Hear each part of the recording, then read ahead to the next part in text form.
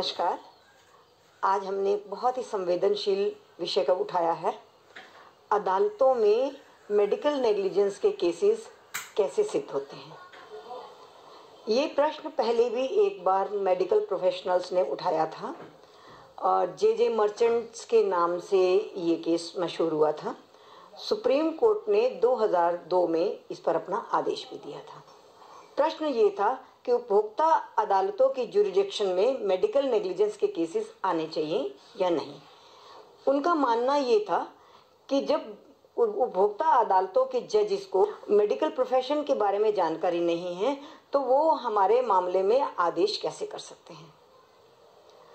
इस पर बहुत तर्क वितर्क हुआ, सुप्रीम कोर्ट के सामने आर्गुमेंट्स हुए और अल्टीमेटली सुप्रीम कोर्ट ने ये माना था कि इस प्रकार से तो कोई भी कोर्ट कहीं भी देश भर में कोई काम नहीं कर सकता, क्योंकि एक जज को एक ही विषय की अधिक से अधिक जानकारी हो सकती है, सभी विषयों की जानकारी नहीं हो सकती।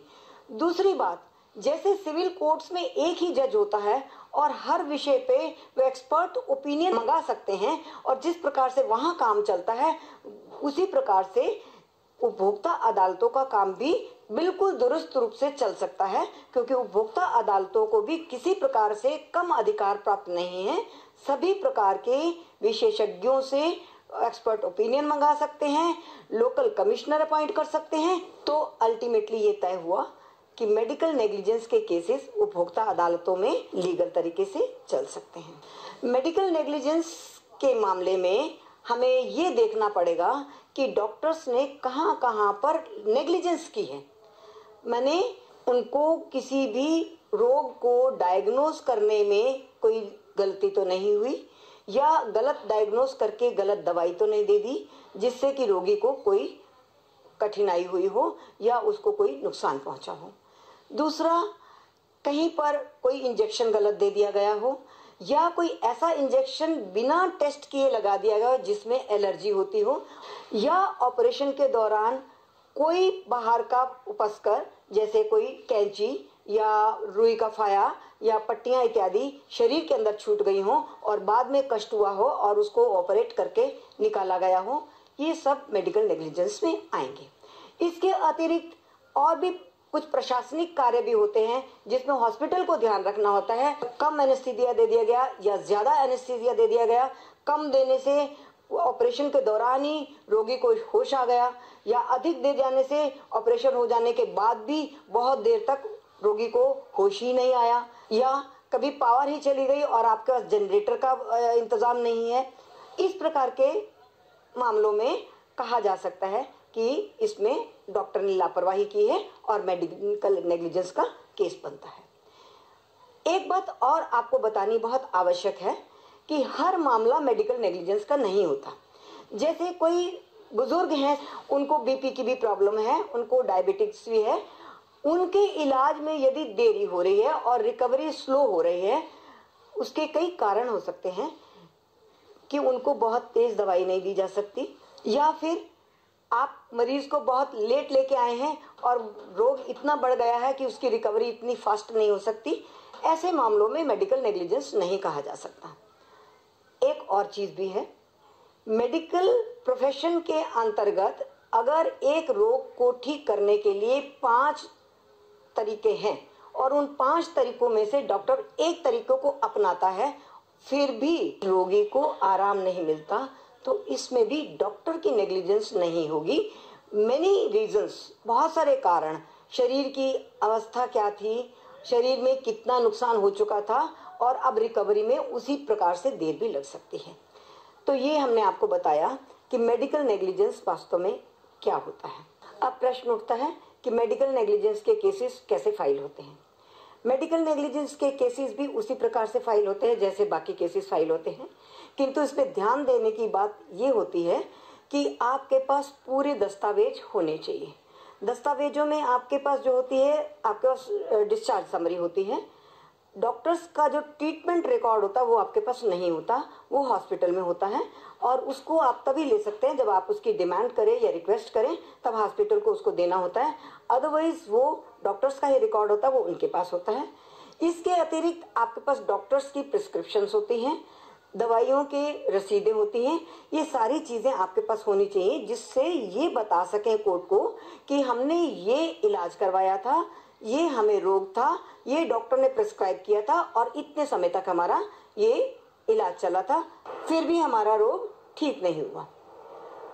दूसरी बात, यदि आपके पास पूरे दस्तावेज नहीं है तो भी आप कोर्ट में जितना कुछ है लिखित रूप में अपनी पूरी क्रोनोलॉजिकल ऑर्डर से और पूरे फैक्ट्स को लिख कर दीजिए, और जो दस्तावेज नहीं है उन दस्तावेज के लिए आप कोर्ट को कह सकते हैं कि ये पर्टिकुलर दस्तावेज जो हैं हमारे पास नहीं है, वो कोर्ट हॉस्पिटल से नोटिस देके मंगवा लेगा। आपने जब एक बार केस फाइल कर दिया, उसके बाद दूसरे पक्ष को नोटिस जाएगा, नोटिस के बाद दूसरा पक्ष जब सामने आएगा, जो दस्तावेज आपने मांग की है या जो चीजें आपको नहीं मिल पाई हैं वो सब मंगाए जाएंगे। उसके बाद आपका एक पूरा फाइल तैयार हो जाएगी, कंप्लीट डॉक्यूमेंट्स आपके पास आ जाएंगे। अब आगे की कार्रवाई इसके बाद ही होगी। एक बात और आपसे हमें शेयर करनी है। 1968 में एक ऐसा केस था जिसमें ये बताया गया था, सुप्रीम कोर्ट ने बड़ा स्पेसिफिकली ये बताया था कि डॉक्टर्स की क्या ड्यूटी होती है जब उनके पास कोई केस आता है। तो हम ये बात इसलिए बता रहे हैं कि आजकल जिस प्रकार से बहुत चर्चा में आ जाते हैं कई केसेस, और कहीं कहीं पर हॉस्पिटल के सामने धरना, शोर, नारेबाजी ये सब होने लगती है और यहाँ तक कि डॉक्टर्स को पीट तक दिया जाता है। मैं इसी संदर्भ में आपको ये बात बताना चाह रही हूँ कि डॉक्टर्स के लिए क्या मानदंड थे। पहला था कि डॉक्टर को ये देखना है और ये तय करना है कि उसको ये केस लेना है या नहीं। इसके लिए भी बहुत सारी चीजें उसको सोचनी होती हैं। पहली बात कि ये पर्टिकुलर रोग के लिए उनके पास पर्याप्त सारा इंफ्रास्ट्रक्चर है, मशीनें हैं, डॉक्टर्स उपलब्ध हैं, एक्सपर्ट्स हैं और बेड भी खाली है या नहीं। तो पहला निर्णय जब ये लेना होता है, ये डॉक्टर को ही लेना होता है कि उसको केस लेना है या नहीं। ये अलग बात है कि आपको ये लगता है कि जानबूझकर आपका केस नहीं लिया गया, तो उसके लिए भी आपको प्रमाणित करना होगा कि सब कुछ ठीक ठाक था, फिर भी डॉक्टर ने मेरा केस नहीं लिया। दूसरा, जब एक बार डॉक्टर केस ले लेता है तो उसको ये तय करना होता है कि ये पर्टिकुलर जो रोग है, इस रोग के लिए उसको कौन से तरीके से इस रोग का इलाज करना है, क्योंकि ये बहुत जरूरी है। पहली बार जब एक बार तय होगा तो उसी लाइन पर ही सारा ट्रीटमेंट चलना चाहिए। तो उसको ये तय करना होता है कि मेडिकल साइंस में जो एस्टैब्लिश्ड नॉर्म्स हैं और जो तरीके हैं उनमें से उसको कौन सा तरीका अपनाना है।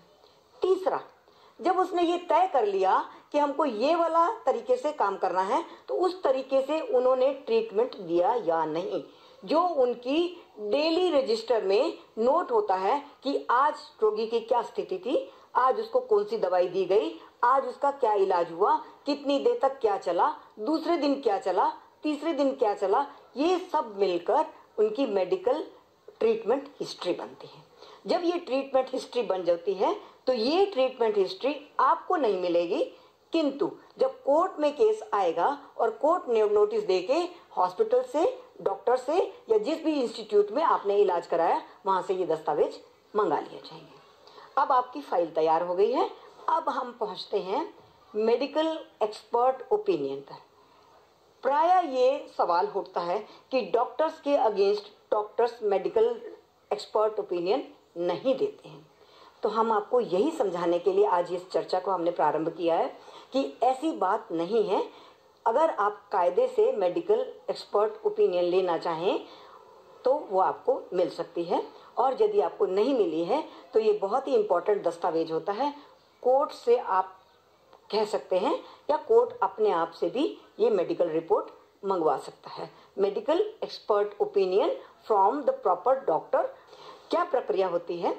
ये यहाँ पर आकर सारे दस्तावेजों को पढ़कर उसमें से जो क्रक्स निकलता है और जो चीज कोर्ट को लगता है कि अब हमको इसके लिए एक्सपर्ट ओपिनियन चाहिए, वो एक्सपर्ट ओपिनियन के लिए गवर्नमेंट हॉस्पिटल्स को दस्तावेज भेजते हैं या आपके वो प्रश्न भेजते हैं जिसके माध्यम से एक्सपर्ट ओपिनियन मिलेगी, और उस पर्टिकुलर हॉस्पिटल में भेजेंगे या मेडिकल काउंसिल भी, कई बार मेडिकल काउंसिल को भी भेजे जाते हैं। वहां पर एक कमेटी गठित होती है। जिस विभाग से संबद्ध आपका रोग होगा उस विभाग के ही डॉक्टर्स मिलकर एक कमेटी बनाते हैं और उस कमेटी के सामने वो सब कुछ रखा जाता है और वो कमेटी सारी चीज़ों को पढ़ने के बाद, डिसीजन करने के बाद अपनी एक्सपर्ट ओपिनियन देती है और वो एक्सपर्ट ओपिनियन जब कोर्ट में पहुंचती है तो वो उनके लिए जांचने का एक विषय हो जाता है। तो यहाँ पर मैं अपने वकील भाइयों से, बहनों से भी एक अनुरोध करना चाहती हूँ कि इस तरह के जब केसेस आप लेते हैं तो अपने क्लाइंट को मदद करने के लिए आप स्वयं कुछ प्रश्न बना लीजिए और प्रश्न बनाकर कोर्ट को दीजिए और वो पर्टिकुलर क्वेश्चंस ही जब जाएंगे डॉक्टर्स के पास तो उसमें दो बातें होंगी। एक तो बड़ी लिमिटेड क्वेश्चंस होंगे और डॉक्टर्स को बड़ी आसानी होगी, वो अपनी एक्सपर्ट ओपिनियन दे देंगे। दूसरी बात, इसमें जो एक संशय है आम व्यक्ति के मन में कि एक डॉक्टर के अगेंस्ट कोई एक्सपर्ट ओपिनियन नहीं देता, न तो उनको कंप्लेनेंट का पता है न डॉक्टर को कुछ लेना देना है, वो बिल्कुल एक तरह से निष्पक्ष रूप से जो भी उसकी ओपिनियन बनती होगी वो आपको भेज देंगे। इसमें बड़ी सुविधा होगी। मैं अपना एक अनुभव शेयर करना चाहती हूँ। हमारे पास एक केस आया था जिसमें बाजू में फ्रैक्चर हो गया था। बाजू में फ्रैक्चर होकर उसके एक्सरे वगैरह किए गए। एक्सरे करने के बाद ट्रीटमेंट किया। ट्रीटमेंट के बाद वो बाजू टेढ़ी हो गई और उसमें फ्लेक्सिबिलिटी खत्म हो गई। जब ये मामला लापरवाही का मामला बनकर उपभोक्ता अदालत में आया तो हमने क्या किया, हमने एक्सरे खाली और बाजू की फोटो ये दोनों हमने एम्स में दिल्ली में भेज दी और उनसे ये कहा कि आप ये बताइए, डायग्नोज करिए कि इसको क्या कहते हैं और इसका इलाज क्या होना चाहिए। बड़ा सिंपल सा था। उन्होंने एक्सरे देखे, एक्सरे देखकर पाया कि इसमें बहुत सारी हड्डियां क्रैक थी।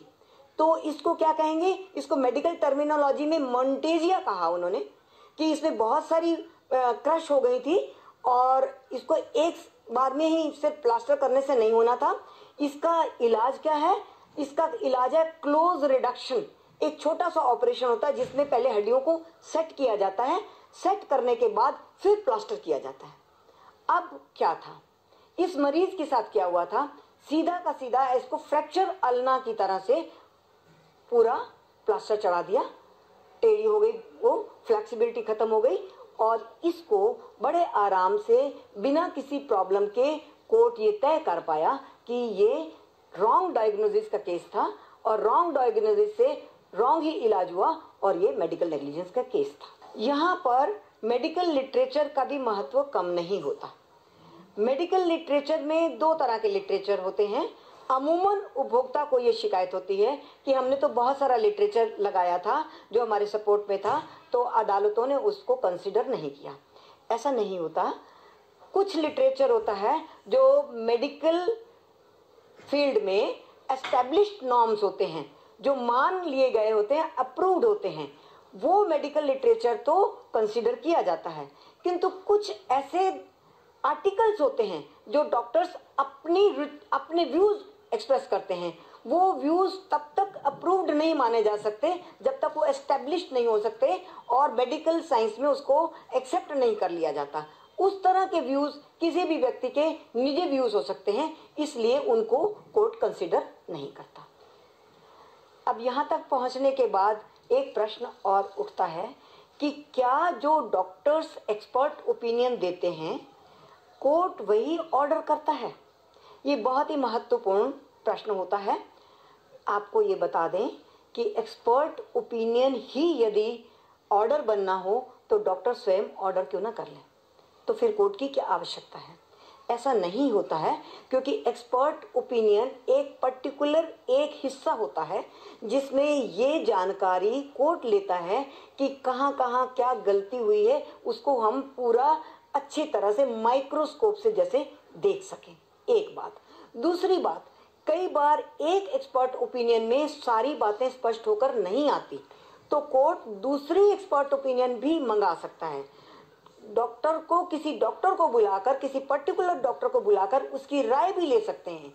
तो इस प्रकार से 2 या 3 एक्सपर्ट ओपिनियंस भी आ जाती हैं जब, तो सारी परिस्थिति को देखते हुए हॉस्पिटल का क्या बिहेवियर रहा, डॉक्टर्स का क्या बिहेवियर रहा, नर्स का क्या बिहेवियर रहा, उन्होंने दस्तावेज देने में भी कोई कोताही की, किसी चीज़ के लिए मना कर दी, ठीक सूचना नहीं दी, बहुत सारी चीजें मिल मिलाकर सबको देखकर तब जाकर ये तय होता है कि मेडिकल नेग्लिजेंस वास्तव में थी या नहीं, और यदि थी तो किसके पार्ट पे थी। वो हॉस्पिटल के पार्ट पे थी, वो डॉक्टर ने की थी, वो नर्सिस ने की थी, इंफ्रास्ट्रक्चर की प्रॉब्लम थी, या कोई और वजह थी।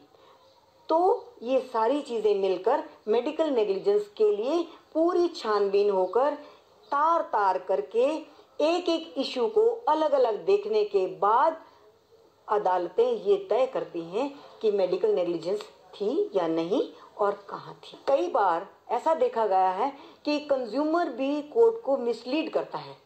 जब कभी आप कोई फैक्ट्स छुपाते हैं तो उसमें ट्रीटिंग डॉक्टर को काफ़ी कठिनाई होती है और तब आपका ट्रीटमेंट रॉन्ग दिशा में भी चला जाता है। तो फ्रेंड्स, हम आपके साथ फिर मिलते रहेंगे।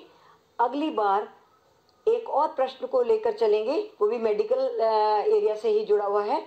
कभी कभी डॉक्टर्स के साथ इंश्योरेंस कंपनी भी सपोर्ट में कोर्ट में आती है और वो भी हमें पार्टी बनानी पड़ती है, और इसमें उपभोक्ता को कई बार बड़ी परेशानी होती है। कोर्ट में ही खड़े होकर बोलते हैं कि अब हम एक इतने प्रभावशाली व्यक्ति के साथ लड़ना है, अब इंश्योरेंस कंपनी भी आ जाएगी तो हम कंज्यूमर क्या कर सकते हैं, इनके साथ कैसे लड़ेंगे। ऐसा नहीं है। हम इस विषय में अगली बार अपने अगले एपिसोड में बात करेंगे।